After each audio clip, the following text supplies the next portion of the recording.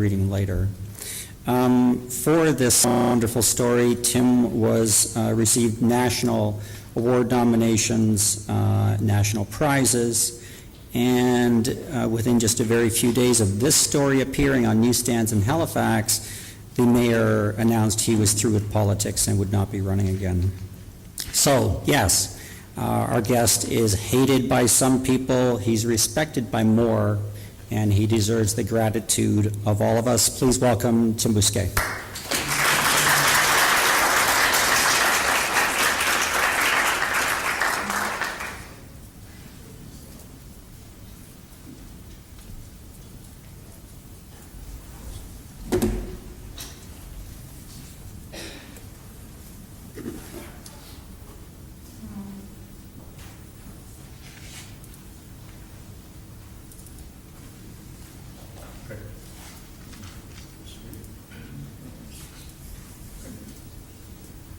Thanks for those kind words, David. Can everyone hear me? That's all right? Volume? Yeah. Okay. This is me. Feel free to email or call if you have any questions, and we'll have a good question period after as well, I hope. I work for The Coast, which is Halifax's alt weekly. It's primarily an arts and entertainment paper. But my bosses, the owners of the paper, have committed themselves to having a news presence at the alt weekly, which increasingly is a rare thing for alt weeklies to do. So they should really be credited for hiring me. So this is good. This is the computer-assisted reporting class, which Fred teaches here with, that's David McKay from the CBC. This is the only journalism class I've ever taken. So I don't know what that says, if anything, but I enjoyed it. It's good. Fred called me up a few weeks ago, and he says, he invited me to talk to you today, and I said, well, what do you want me to talk about? And he said, well, remind the students of the importance of old-style shoe leather type investigative reporting. And I pondered on that for a long while. Like, well, what does that mean? And what I came up with is that he wanted me to be the old curmudgeon guy yelling at you about something. So I thought about it some more. And this is what I'm going to do today. I'm going to back up. Possibly Susan and I should have been in reverse order. I don't know. But we're going to talk about real fundamental investigative journalism stuff, really from step one. And so I have three broad categories: subject matter, curiosity, skills. And then I'm going to take all that and talk about a trust betrayed, and how all that played out. Well, I guess the very first question we should be asking is why? Why do we do investigative reporting? Why do you want to be an investigative reporter if you want to be? There's lots and lots of honorable, socially valuable professions out there in the world. You can be a firefighter, a carpenter, you could maybe not so honorably be a PR person. But I think that in the end, people who want to be investigative reporters are trying to reveal something about the world, and that's their role in society, which is a valuable one, I would think, even though it's not rewarded financially as well as it should be. One thing you might want to reveal is Kate Middleton's breasts. I don't find that socially useful, though, and I don't really I think that's a horrible use of investigative techniques. Down in the States, we have, there are a lot of kind of gotcha sex scandal type stuff with politicians. Rarely does that stuff matter, in my opinion. There are a few instances where there's abuse of power to go along with this, but for the most part, this is just salacious journalism as well. We get closer to it, I think, with the Rob Ford crack scandal. On some level, my read on this is, you know, I don't really care if Rob Ford smokes crack, frankly. But there's certainly a political dimension to this, and as the story unfolds, and by the way, I think Kevin Donovan, who is leading the investigation on this, is really the finest investigative journalist in Canada, and I have great admiration for him. But this story is going interesting places in terms of abuse of power, and it looks like, you know, we don't know this yet, but it looks like people around the mayor and possibly the mayor himself were criminally trying to silence people, perhaps with the threat or the use of violence, and that's something that should concern us. So for me, that's the whole point of investigative journalism, is to reveal how power works in society. And we can talk a lot about that later, but probably the first real investigative journalistic piece that kind of brought that attitude was this book back in, I want to say 1902, 1903, something like that. Do you students study this book, The Shame of the Cities? Have you read it? No? You should. It's an amazing polemic against corruption in American cities, and really ushered in the investigative journalism as we think of it today. These are just my thoughts on this. When I write, I'm trying to show how there's one set of rules for the powerful, another for the rest of us. We see this as how the wealthy and connected are treated versus everyone else. And, you know, I get on a high horse sometimes about the, you know, like the pot laws, for example, because they're targeting basically, you know, the disenfranchised already, and where the powerful aren't held to account for far more egregious kind of crimes. There's a default deference to the powerful in our society, and so I try to write about the inner workings of government and corporations policymaking and show how that kind of flows out. And most importantly is why it matters, which is the effect on the rest of us. I just wanted to use this photo at some point in my life, so here it is. Anyway, yeah, if you're not pissing somebody off, why are you doing it, you know? So, getting to the subjects, where do subjects come from? Sometimes,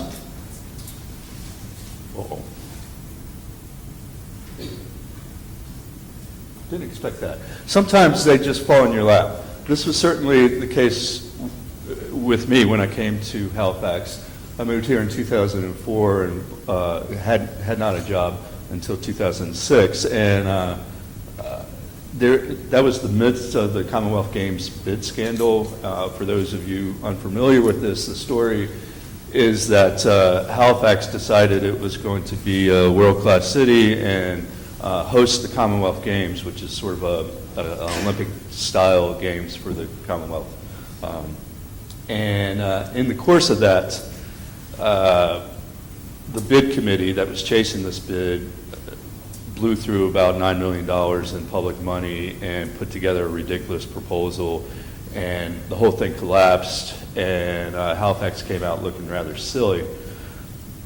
There was a lot of reporting on this as it was unfolding, but it was basic, straight reporting in terms of, here's what so-and-so said, here's what so-and-so said. I walked on the scene, and, you know, there was deposited at the legislative library were thousands of documents. You know, they filled a whole table when they brought them out to me that were public documents, but no reporter had looked at them. Nobody at all had looked at them, examining the whole what had happened. So I went through these documents and wrote these two stories examining really what happened in the abuse of power, the self-serving abuse of power, how people were enriching themselves through this bid. And so that was my introduction to Halifax, finding a story that was in plain sight that nobody else wanted to do. More often, however, I think that investigative reporting in general is the result of beat reporting. Because what happens, there's lots and lots of different beats. I do a municipal government beat. I cover city hall. I'm there at every council meeting. I go to subcommittee meetings. I look at the documents. Again, intimate. You can read this for yourself, but I think that the basic gist of it is that you get an understanding of how your beat works, and particularly the personalities, the individual people involved, but also the personality types. And there's a different kind of person that wants to become a city councilor, or several different kinds of people that want to do that, as opposed to the kind of person that wants to be a cop, if you're on the police beat, as opposed to, whatever your beat is. There's different personality types. And as you're sitting there covering this for day in, day out, week in, week out for years, you kind of get a sense for what's going on there, both those individual people and the people in general. And I really cannot understress the importance of documents.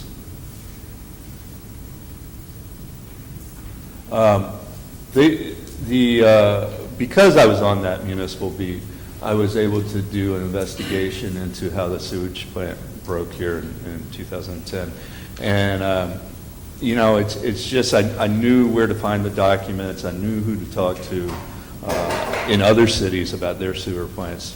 And I had that knowledge because I was doing the boring work of just being a beat reporter. And then I tied that into an investigation.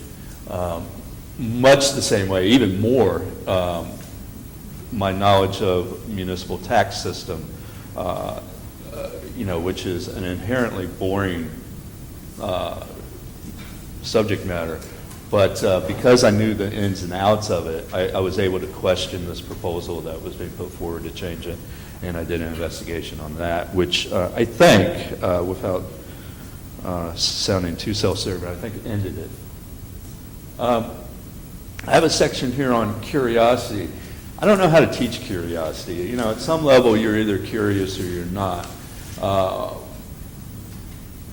But I'm just going to offer up some thoughts on it and, see where that goes. I don't know why anyone wants to become a reporter just to be a stenographer. And yet, that's most of the reporting we get. I don't really get it. I mean, if you're just going to rewrite a press release, why not be in PR and write the damn thing in the first place? I took this screenshot of my email the other day, and you can see it's about an hour worth of email, and there's 1, 2, 3, 4, 5, 13 press releases came in. I deleted some other things that I was working on, but I've been at the daily newspaper where the reporter, or where the editor, gets all these emails and prints one up, walked over and handed it to me and said, "Do this story." That's pointless. It's not reporting as far as I'm concerned. Let them do their own PR. We don't have to facilitate that. Also, on that is there's this idea that reporting is balanced. I utterly reject that notion. It doesn't mean we shouldn't be fair and fairly represent whatever we're writing about and be truthful. But we don't have to say just because person A says X, we have to find person Y that says the opposite, and then they're two equal things, which is false equivalency. And we've seen this time and time again, but this was just last month. Global News did this entire report well, it's global warming caused by humans. And 99.9% of the scientists who study this say, yeah, of course it is. And the science is clear and unmistaken, but they say they found some moron out there in the world who says it's not the case and put them, here's one hand and here's the other hand. That's wrong. There are, in fact, objective truths in the world, and one of them is that global warming is caused by humans. Locally, you cannot find a news report on a budget matter, government budget matter, without this guy popping up. His name's Kevin Lacey, and he runs what's called the Canadian Taxpayers Association, Foundation, something. And he's held up as the counter voice. He's one guy. He's got nobody behind him, but he's on TV, 3-4 times a week and quoted in newspapers just about every day. Why?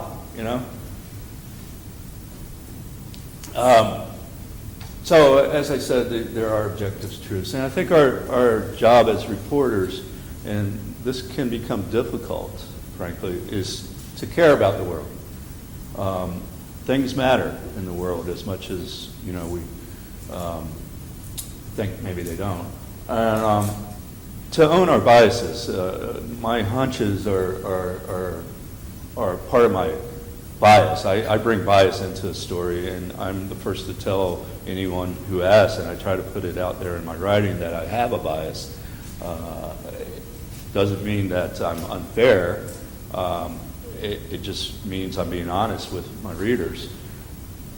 And I think there's a value in cynicism, which maybe is contrary to caring about the world, but I don't think it is. Cynicism is thinking, the way the world's being portrayed to us by people who benefit from that portrayal may not be actually how the world works. And I'm perhaps overly cynical, but it gets me stories,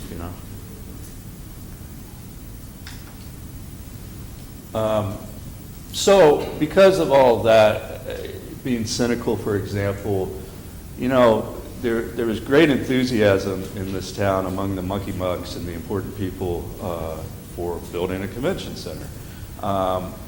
You gotta wonder, or at least I did, like every city in the world, the monkey mugs throw up a convention center and they all fail, and yet we keep doing it, and it's, in my mind, it's like there's something rotten in this whole process. And so I wrote this story, I forget when I wrote it, but a few years ago, and where I examined the process of how it unfolded that we're getting the convention center that's going on now. Interesting enough, just yesterday, a source called me to add, with information that will add to this story, and I think that I have quite a big investigative piece out in a few weeks related to that, if it unfolds the way I think it will. And it's frankly scandalous. But I was able to do this story and to write about this because I just didn't accept the party line, that convention center is a good thing, shut up you who question it, And then related to that, and this will come up when I'm talking about a trust betrayed, is the concert scandal. Now, I didn't break the big scandal. That came out because a city employee refused to lie to the public and went public. The city financial director at the time, a woman named Kathy O'Toole, just refused to cover up the scandal. And, an ethical, upstanding public servant made the story public. And, but early on, I knew that something was wrong with those concerts. It was the same sort of enthusiasm from the Mucky Mucks that brought us the convention center, was much the same thing with the concert scandal, with the concerts on the Commons. And I was writing critically about it, and a source contacted me telling me that, there was a public perception that the Paul McCartney concert on the Commons had 50,000 people and was a huge success. And this guy calls me up, and we met in a coffee shop, and he showed me the documentation that, in fact, only 26,000 people went to the concert, and that the province paid Paul McCartney's upfront fee of $700,000. And neither one of those two bits of information were out there in the world before that, so I reported that. And it turns out that, in fact, 5 or 6 Commons concerts, they lied about attendance numbers for all of them, and they all lost money. And ultimately, this blew up in their face in what's called the concert loan scandal, I guess. And so my reporting was kind of vindicated. And because of that, I spent several weeks I filed a Freedom of Information request and got a bunch of documents and was able to piece this together. We'll come back to that in a bit. Then we get to skills and techniques. I think every story is different. It's kind of, I can't really sit here and give you a template for this is how you do investigative reporting. A curious reporter has to get into the subject matter and learn as you go along. I'm forever learning. I was just telling Susan I'm working on a story for a few weeks from now. I'm totally outside my reporting comfort zone. I'm learning new stuff. I'm covering stuff I've never covered before, and that's a good thing. It's good to learn. It's good to stretch your abilities and do that. We've talked about, or I guess, most of the students here know about computer-assisted reporting, and that's a really big thing in the world, in the journalism school world. But at its core, computer-assisted reporting is about the documents, and you don't need the computers necessarily to get and understand documents. They certainly help. I'm not discounting CAR, but foundationally it's about the documents. This was just a bit of reporting I was doing last week on a lawsuit, a little one-off news story, and I got, 500 pages of documents to go through, and that's what it takes, going through documents. Because there's students here, I did want to talk about this bit. We have an amazing resource here in Nova Scotia. I guess every province does, the public accounts. Every single person or corporation that gets money from the government, all that information is public on a publicly available website, and hardly anyone looks at it. It's a wonderful reporting resource, and I would very, very much encourage students to familiarize yourself with it and learn how to use it and dive into it. I just pulled this up a couple days ago, and I thought, well, I'll just give you an example. This is on page 349, I think. I don't know. But I was just paging through, and here's the Department of Seniors. Did you know we had a Department of Seniors? It's an obscure agency, total budget of about $1.7 million. And I just noticed that the salaries for the agency are about $800,000. So something like half the department budget goes to salaries. Might be entirely appropriate, I don't know, but it certainly raises a red flag for me. It says this is a bloated agency, or I think it may be. And so if I had the time, if I wasn't working on something else, I would spend a day or two learning about the Department of Seniors and seeing if they're actually doing important stuff, which they might be. A lot of my hunches don't play out, so it could be that it's an entirely appropriate, well-run agency.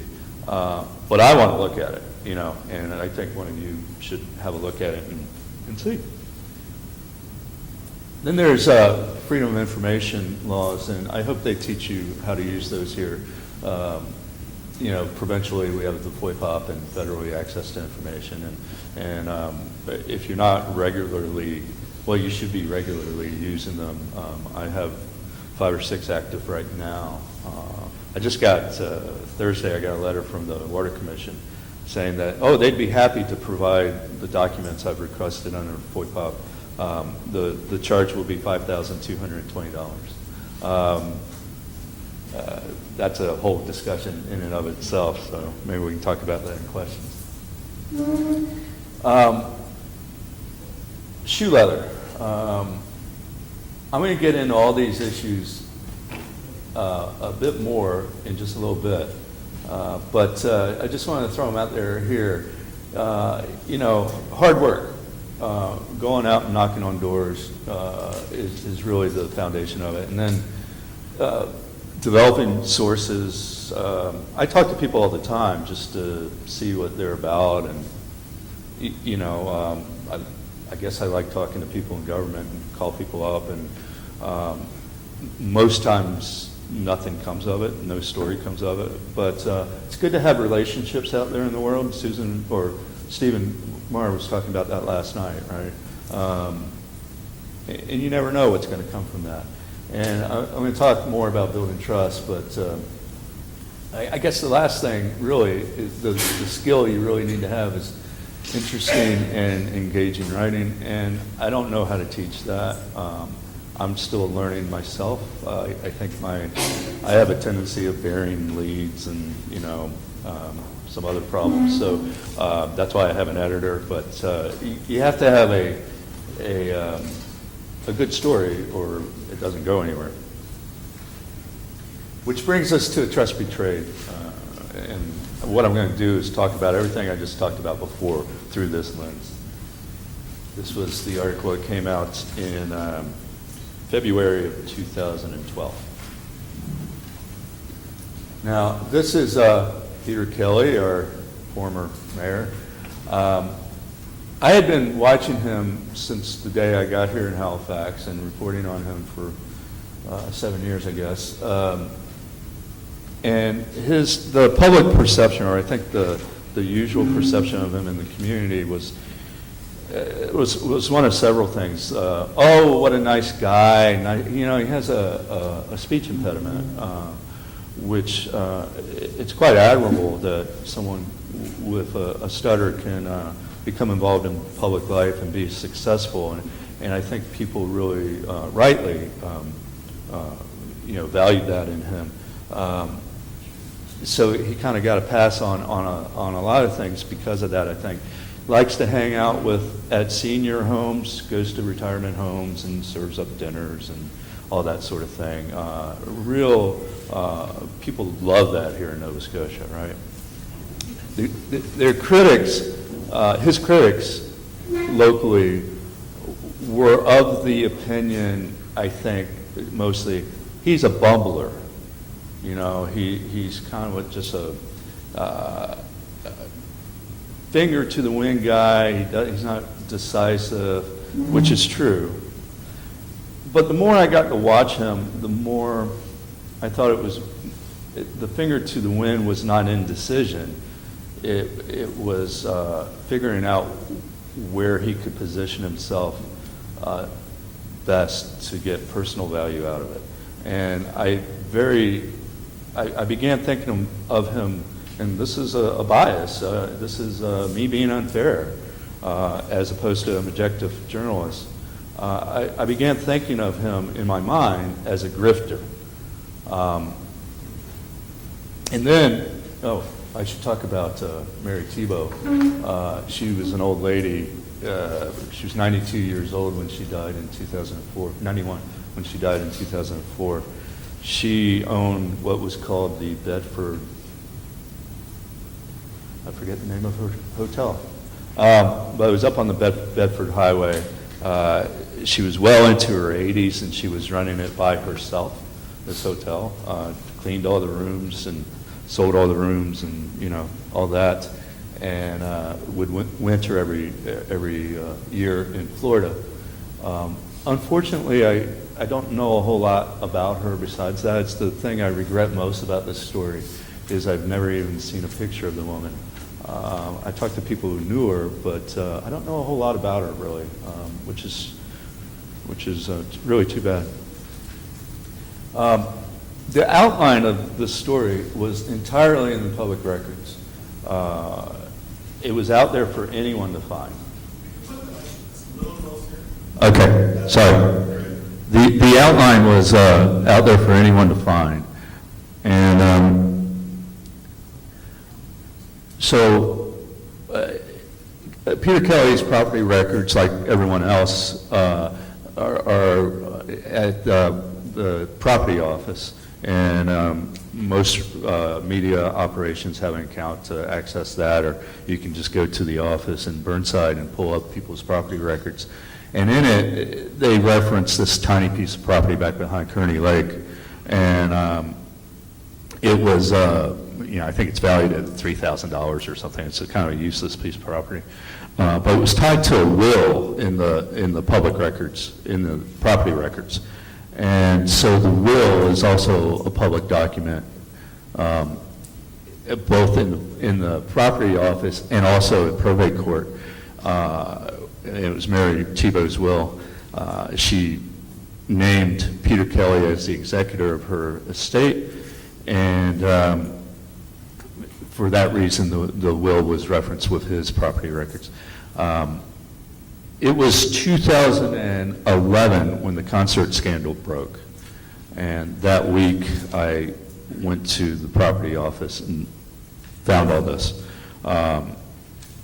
because my hunch that my sense that Peter Kelly was a grifter was proving true in the concert scandal. So this added to that. Here's the law courts building, and I'm of the opinion that if you're doing a story on anyone, even a straight entertainment story, you should stop out of the courthouse and see what kind of court records they have. It's just, you should do that. So I spent a great deal of time in this office over the last 2 years, but in that 1 week, this is what I learned. The inventory of Mary Tebow's estate was there, a list of the heirs and how they had been notified or not. There were long correspondences about Peter Kelly's failure to take care of this estate. There were court orders against Kelly for failing to take care of things, which is very unusual in and of itself. And these letters from the heirs saying, this guy is screwing this up, I'm not getting my money. It was all there. It's been sitting there for 6-7 years and no one had looked at it. I think that's a failure of reporting on an epic scale in this town, and I was part of that failure up until I saw all this. So I wrote this article in March of 2011, Peter Kelly's failure of will, and I spelled out all this stuff, quoted the letters. We ran it through our lawyer, and he said, Tim, you just ended Peter Kelly's career. Congratulations. And here's what happened after the publication of this story. Nothing happened. No other media picked up the story at all. The public, some of the public expressed some outrage, but certainly city council didn't do anything. There was no police investigation. There was nothing, which really pissed me off. I thought I did a really good story, and it went nowhere. So for the next 11 months, I went into high gear as an investigative reporter. This is the old-fashioned shoe leather that Fred wanted me to talk about. I attempted to call all the heirs. I got a lot of hang-ups. Mary Tebow's 100-year-old sister in Ottawa bitched me out, something crazy. But I had to have those conversations. I found people who knew Mary Tebow when she was alive, and some of that was literally knocking on doors around the hotel. So I found a couple people that way. I did a lot of searching in public records in Canada and the 2 U.S. states that I knew that were tied to Mary Thibault. I still think there's more to the story which hasn't been reported and probably won't be reported because no one cares anymore. But there's more to the story in Baltimore, which is a big, long story in and of itself. And I interviewed the people at Mary's mobile home park in Florida, and they were quite helpful. And probate law is arcane. It's obscure. It's difficult to wrap your head around. So my boss had a friend who worked with probate, a lawyer. So we met for coffee. I said, well, I want to know about this, and what happens if this happens? So we had this conversation. And then I said, well, Peter Kelly, blah, blah, blah. He threw up his arms and said, I can't talk to you. I can't talk to you. Left. So I found another lawyer. Sat down with the lawyer. What about this? What about that? Peter Kelly. I can't talk to you. So I learned not to use Peter Kelly's name when I was talking to lawyers. So the hypothetical conversation is a good thing to do. And also academics. I did a lot of reading. I think now that I'm probably one of the 10 people in this province that really understands probate law now, which is a really stupid thing for me to know. Eventually, I got one source connected me to a second source, and we met in a restaurant in the north end of Halifax in a dark corner, had a 45-minute conversation, and at the end of that conversation, the source under the table handed me not this manila envelope, but a manila envelope full of records. It was pretty classic, kind of movie-like scene. That envelope contained the gist of the story, that he had basically stolen money from the estate. I guess I'm supposed to say removed, but I think we all know what really happened there. But it wasn't the proof that I needed to run with the story. I still wasn't quite there. And so we began a 2-month-long conversation. And this conversation was often over email at 4 or 5 a.m., just when we were both available. A few phone calls, but mostly email. And, we developed a relationship. I wouldn't stretch it to say it was a friendship, but a mutual respect for each other and an understanding. And I don't know how to teach that. And everyone's different. Every reporter is different, and every potential source is different. But I think in the end, it's about respect and recognizing someone as a full person. And that's how you develop those deep relationships that result in information eventually. And it did in this case. I had a second meeting with the source and another brown envelope with lots of documents, including Mary Thibault's bank records. And most fun, the checks. And this was what's in the article. I wish the checks had been kind of reversed, because there's one Peter Kelly made out to himself for $100,000 there. And I saw that, and smoking gun, there it is. It's a once in a lifetime feeling to stumble on something like that, or to get something like this. I had the story. There it was. But still had to write it. And this is kind of how that unfolded. I went through 8 rewrites. My editor, Kyle Shaw, was very helpful in terms of tightening up the story arc. It's my story, but he was very helpful. And we were talking with David, our lawyer, quite often. And then I should just tell this story because it's a fun story. the last day was a Tuesday. We go to print on Thursday, or we go to print on Wednesday for Thursday's paper. So we were meeting with David at the Heart and Thistle pub down on the waterfront, and he had been in court all day wearing that ridiculous getup that the lawyers wear here in Canada, you know, I don't know, the wig and all that. He was in the full thing, and so we were just going through, and it was just like the last bit of copy, and there was a typo, there was one last word change, not much that we were going there, and he says, okay, you're good to go. All you need is Peter Kelly's response, but you're good to go, and he orders around for us.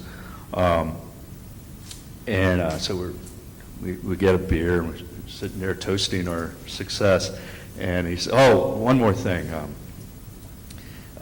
We think the cops are going to knock on your door because you're alleging crimes here, and you're the source of information, so we expect they'll show up with a search warrant. So we had to arrange for my computer to go to the lawyer and all my notes to go to the lawyer in anticipation of the search warrant. It turns out that the cops weren't interested, but so I just got my computer back a couple months ago, so it's my hard drive. And then I had to get Peter Kelly to respond, and it was in February. It was middle of the transit strike. So there was a council meeting that night too. So I went to the council meeting, thinking, "Geez, how am I going to get him, to respond to this?" And after the council meeting, there was a big scrum with reporters, all asking him about bus drivers and the bus strike. And I was like, "How am I going to get him alone?" I was thinking, well, maybe I'll go out to. I'll just sit on his car and wait for him to leave. But then I remembered that he was actually sleeping at City Hall at the time, so he wouldn't get in his car. So I got Sean McKinley, the PR person for the city. I said, "Sean, I really need to talk to Peter alone." And she just went over and said, "Tim would like to talk to you alone." And he just walked over, and all the other reporters just stood there. I mean, I would have followed, right? What's this about, But they just stood there. We went over to a corner, and I said, we're going to print serious allegations about you and the Tebow estate tomorrow. And I want to give you the opportunity to address these. I'll go through them with you. And he says, "That's a private matter. You'll have to talk to my lawyer." Made it easy for me. Yeah. So the next morning, I called his lawyer and said, "We're going to print with serious allegations." And he said, "I can't talk to you about that." So I put in the article, that Peter Kelly said it's a private matter. You got to talk to the lawyer, and the lawyer said, "I can't talk to you about it." So we covered our ass that way. Made it really easy. Ethically, it's the right thing to do, though. So this is my final advice, I guess.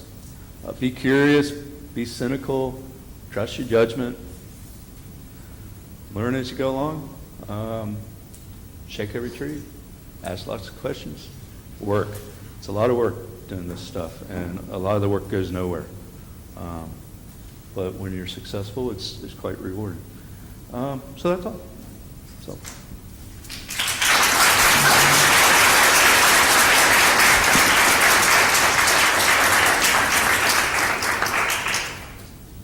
Yeah, if you want to ask a question, please go to the mic over here.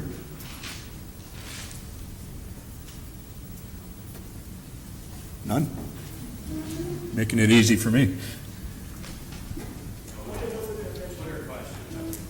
Oh? The Twitterverse.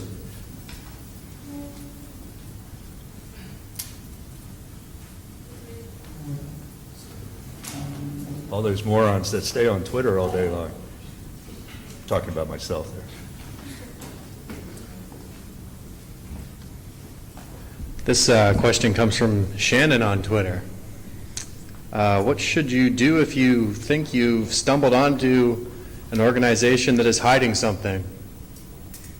Well, that's a pretty broad question, but I very often think this government agency or that government agency is problematic in some vein. So you learn what that organization does, and then you start thinking about, is that a good thing? First of all, whatever it is they're doing, and are they doing it effectively? And then you just get all the documents you possibly can and try to wrap your head around what that organization is all about. There's tremendous amount of public information out there, and there, you just have to do the hard work of learning what that agency does and are they doing it right, and looking at documents and asking and being cynical about it. I don't know. Yeah, I think that was her Part B question, was do privacy laws in Canada impede investigative journalism? Yes. Good answer, good answer. Right. Thank you, Tim. I'm not a journalist, so I kind of have no skin in this game. I'm going to ask you a question about the political economy of investigative reporting. You have been pretty clear yourself that it's not only not financially as well rewarded as it might be, but when I listen to your account of the kind of hours you put in, I think, man, this is almost a monastic level of self-sacrifice, that you're actually using skills that command a pretty nice price in some marketplaces. And you,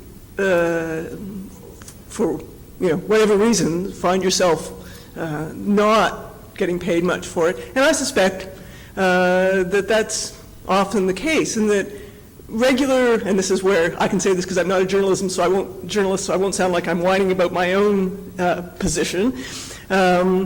But journalists working for major media outlets don't have, I think, the kind of time and space in their lives that you've described. Even the guys talking last night were always, sort of framing what they were doing in this kind of constraint of got to keep other stories going, blah, blah, blah, blah. So the short version of the question is, why should anyone do what you're doing? There's a couple of things there. I kind of maybe perversely really love municipal government. I think that there's out there in the world this kind of maybe among a lot of journalism students or most even, this idea that your career is a track where first you cover school board, and then you cover city council, and then you get hired to cover the province house or state house, and then you go to Ottawa or Washington, and and then you're Bob Woodward or whatever. I really reject that. I think that I've always been very curious about local government. There's sort of a drama that plays out locally that doesn't play out in higher levels of government, I think. When people are fighting about cat bylaws or zoning issues, it's a different kind of politics than the politics that plays out elsewhere. And it's immediately tied to people and personalities. I see it as sort of a theater that's playing out right in front of me, and it's hugely interesting to me. It's our aspirations as people that live in a community. What we think about our city, what we think about our place in the city, is playing out through these people we throw up to represent us. And I don't know, it's really, really interesting. And so I have an interest in municipal government. I find this city, because this province is so small, there's quite an interplay with Province House too, and I'm increasingly going that way. But I really look at my role as to report on the community. So that's valuable to me. I wish I got paid more, sure, but I don't know. I also have to put out, you wouldn't believe how busy I've been this week. I'm working on a big story, what I hope will be a big story for a few weeks from now, an investigative piece. But I also have to do, frankly, I've been calling all week because our Best of Halifax poll is coming out, and I'm calling the best dog groomer yesterday, to interview them. And I have 25 of these little blurbs to do while I'm in neck deep with a huge investigative piece. So, I'm not the best time manager in the world either, so I don't know. Hi. I was wondering if you could tell us a bit more about the editing process. I feel like in the story there are a lot of numbers and a lot of details, and I was just wondering if there was ever a time where you and your editor had any disagreement about what should be left in and taken out? No, not my editor. This is interesting. The story, I wrote the story. Kyle took out a few things that he thought were extraneous and not needed, and he asked me to clarify a lot of stuff because it is a number-heavy story. But the arc of the story was exactly as I wrote it. What became really interesting to me, there's a section called the missing 8 months in the story. My earliest draft, my first draft, that section wasn't there. I just had a line that in my American sensibility made a lot of sense, which was something along the line of clearly Peter Kelly committed perjury to the court. And the lawyer, David, said, "What the hell is this? You can't just say that. You got to show that." So that became that missing 8 months thing, and perjury is an illegal term in Canada, I guess. And I took the editorial voice of passing judgment out completely and just let the facts speak for themselves. So that was the most interesting thing for me through the editing process. The rest was pretty mundane. A lot of it because it's a very long piece, but nothing that I wouldn't see on shorter pieces or just regular news pieces as well. One more question. When you look back and read it now, is there anything you would have done differently? Every time I go back and reread it, I'm more distant from it, and but also it's been a huge fact in my life, right? I think it just stands on its own. I'm in a different head space now, so I can't really recall the full impact it had on me when it came out. I don't know. It worked at the time. I remember that. I remember that the story worked and the public got it immediately. I go back and read it now, and I don't know. There's just too many lenses I'm looking through to try to understand it. I just hope you get as much satisfaction about seeing your articles in print as many of us get in reading them. I thought when I realized it, discovered the internet aspect of the Coast, I sort of spoiled Thursday for me because I was always wondering what you would be writing on and so forth. But it is useful to see. But it struck me that a lot of times the investigative journalism seems to focus only on the private sector because most of the information is private, is on the public sector, and private information, you can't get any information at all. So things like government waste are all in for us. What they waste at Coca-Cola or the oil companies and so forth, we can never get at. But ideologically, it's quite important because people get a sense that government can't do anything, and somehow they think that business can't do anything wrong. And it strikes me that municipal council, to me, and I covered it briefly, and I found it fascinating, it's one of the best jobs I had about 30 years ago, was where the private sector and the powerful came out of hiding. Because they had to they weren't going to make enough money, they had to come to council to get some rules changed so they could make even more money, and all of a sudden you saw who some of these people were. The other day, I went to the meeting Thursday night on the convention center that has been reported as, surely to God we can get on with it now, But at the meeting itself, before the developer, Joe Ramia, was at the front of the room, and these suits started coming in, but the more sophisticated, not suits, they haven't got their ties on, but they come in, and Joe Ramia was going, it was like the Pope was at the front of the room, and these people were coming in, and it was a sense of, what the hell am I doing at a public meeting? These guys were worthies, but $500 million buys a lot of loyalty. And it strikes me that you sort of scratch at the surface in terms of the real power in the city and how it operates, and they don't like it. The politicians, this problems with your writing are nothing compared to the rich guys. And it strikes me that two good stories that could be done by the journalism school, because it would take a lot, is one, on property taxes alone. It strikes me that the rich get underassessed on a routine basis. I mean, you see a sale, somebody's selling his property for $800,000, it's assessed at $395,000. And then the schmuck in the north end has a $200,000 property, it's assessed at $190,000. So just in terms of the unfairness of how that works and how the rich get a break on it's assessed as one. The second story is, who owns Halifax? Yeah.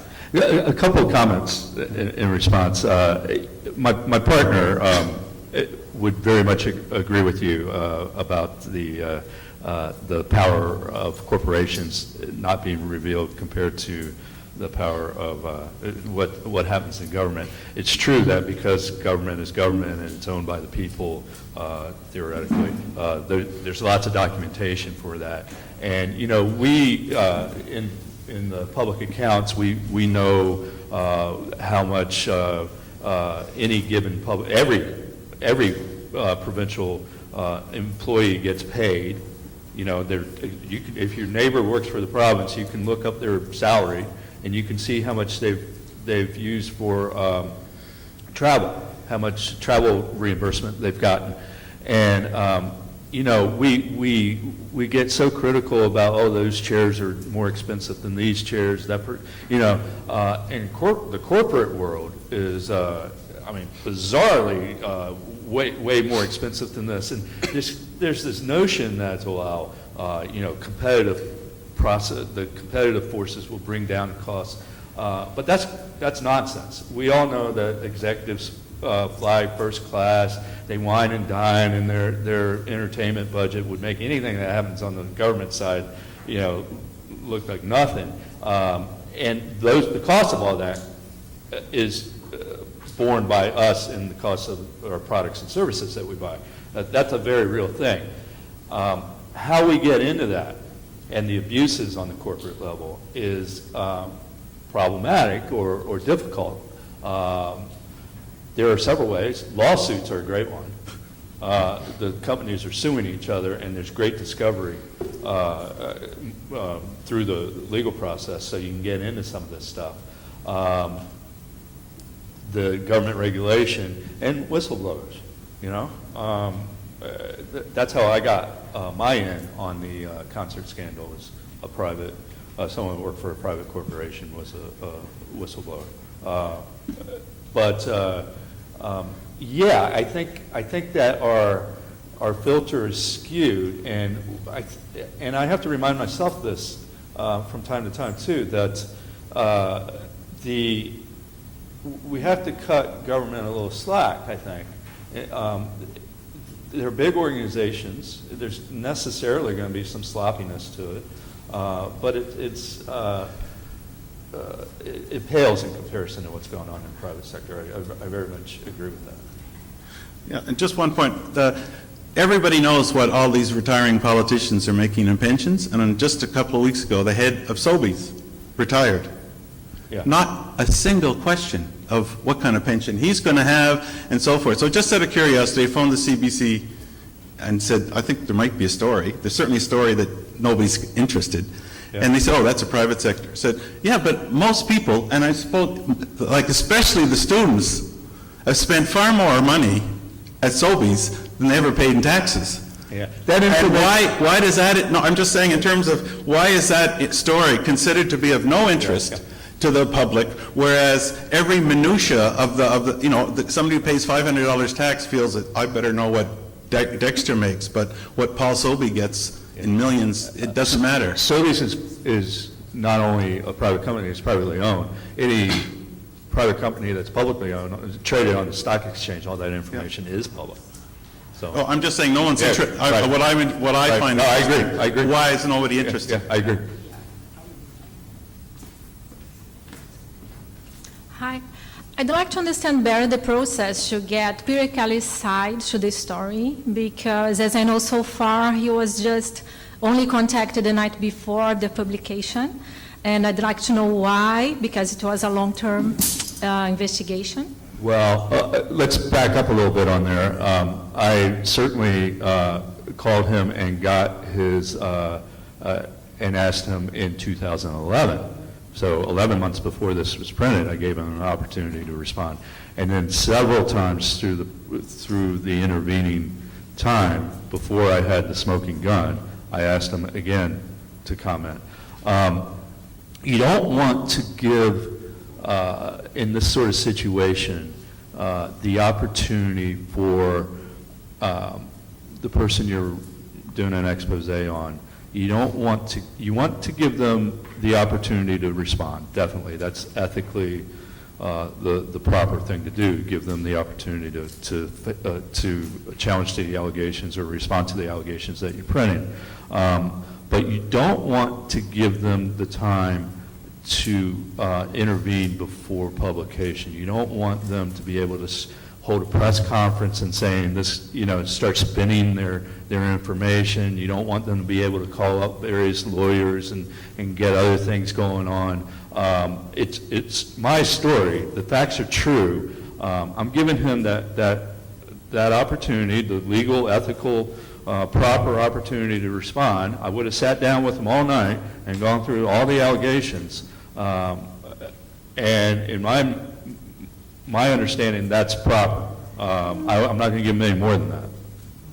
But in this case, do you think that would he call a press conference to talk about that? I don't know what he would have done. He might have sued me.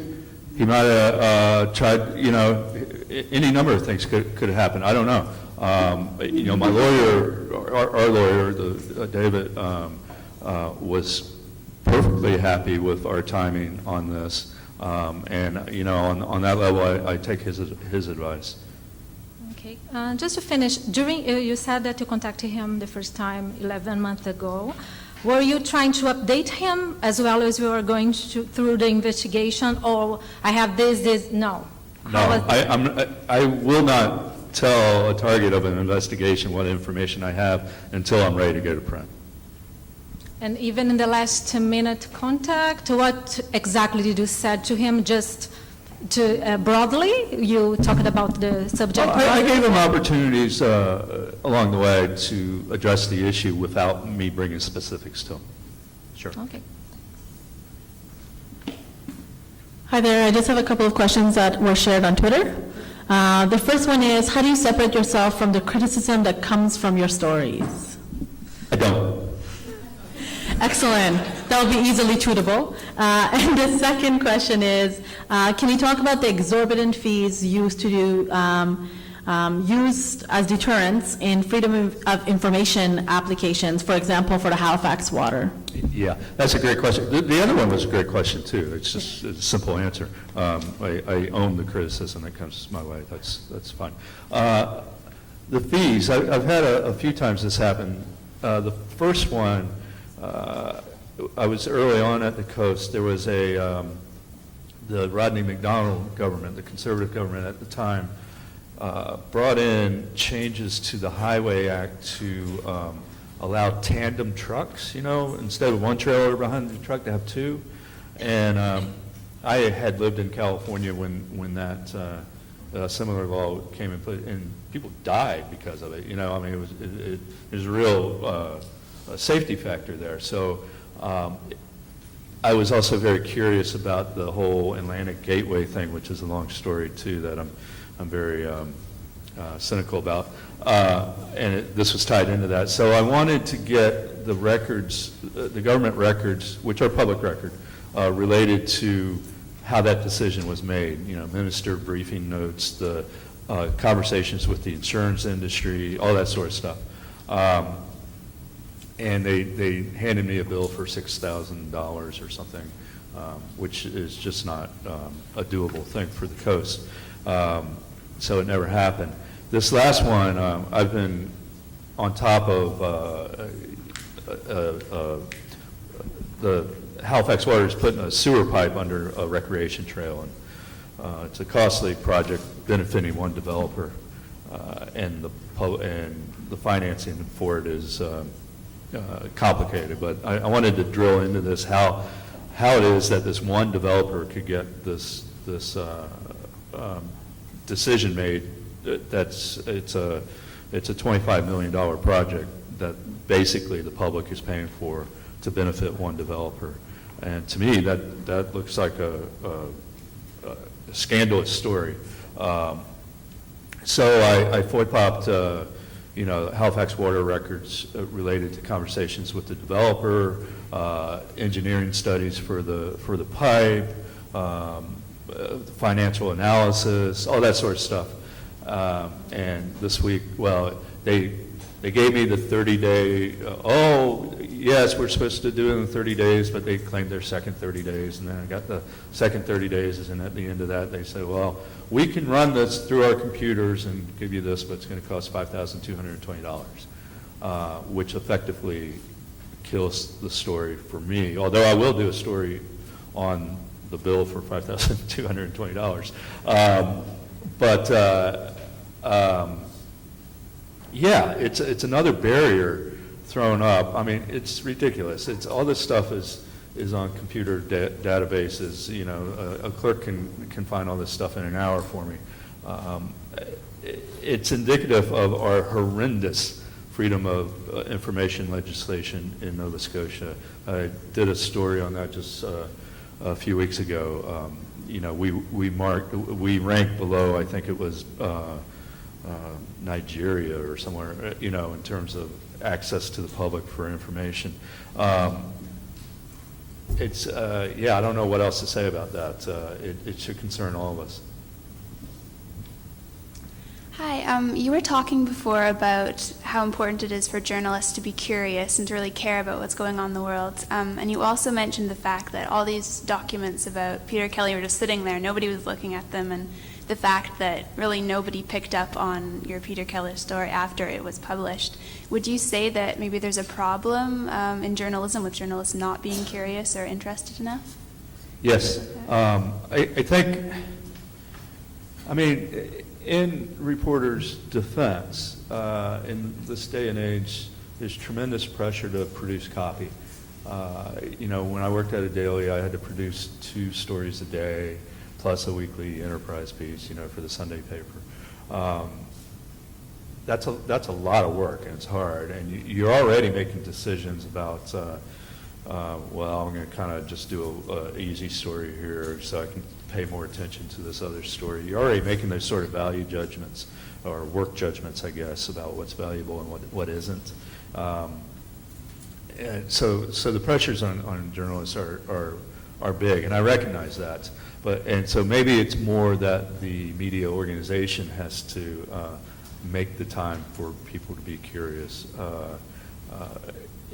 Sitting down and reading, or simply just thinking, is a valuable tool. And I don't know that enough reporters have that time, and so that's an issue. I don't know how to solve the problem. Tim, you mentioned that you got a manila envelope with attached to one of those stories. I can't remember which one. I'm interested what was in the envelope and how crucial it was to being able to tell the story. Well, I got 2 manila envelopes on the Peter Kelly story. The first envelope had, I don't want to be too specific, enough information because I don't want to burn my source. And if I told you exactly what it is, I'd be burning my source. But it had enough information that it was clear what the story was in terms of Peter Kelly removing money from the estate and not paying it back. What it did not contain was the proof, and that was the second manila envelope, which was the Mary Thibault's bank records and her canceled checks. So that was absolutely essential to being able to tell the story. Oh, absolutely. I could have everything else and it wouldn't be a story. It was only when I got the bank records and the checks that the story was ironclad. So do you know what the motivation of the person was who gave you that material? I do, and I can't tell you. Because Terrible. You've just given us all a lecture about curiosity. Yeah, telling you would make it clear who the source was, and I'm not going to do that. Thank you. Thank you. Anyone else? Yeah.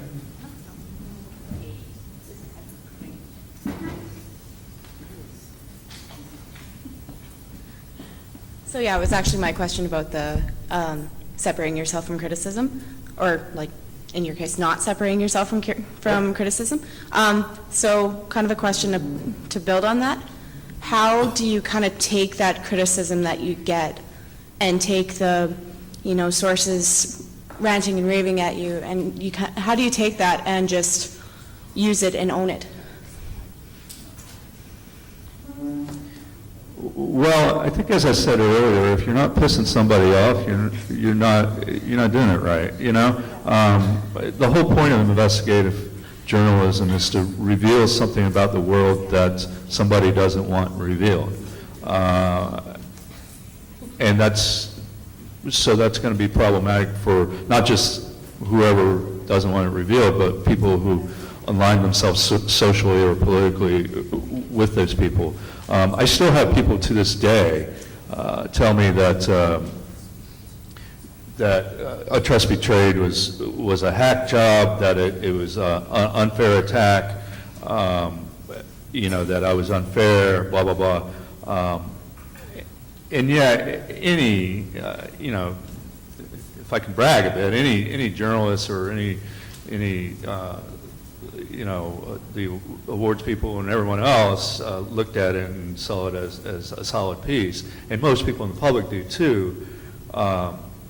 You get all those assholes in the comment sections. They're just a fact of life. And I don't know that I need to worry about that. Well, thank you.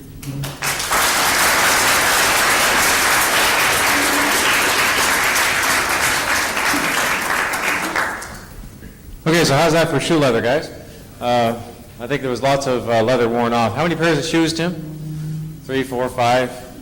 Anyway, that was great. Outstanding. And so we have a little bit of time. For those of you who are watching on the live stream, we'll be back on at 3:15 with our closing panel. For the time being, for those of you who are here, there's a little bit of time now to go get a cup of coffee. So we have a couple of choices. Again, I'll just remind you on that front. We have Coburg Coffee House up the road, which is about a 5-minute walk on the other side of Coburg Road.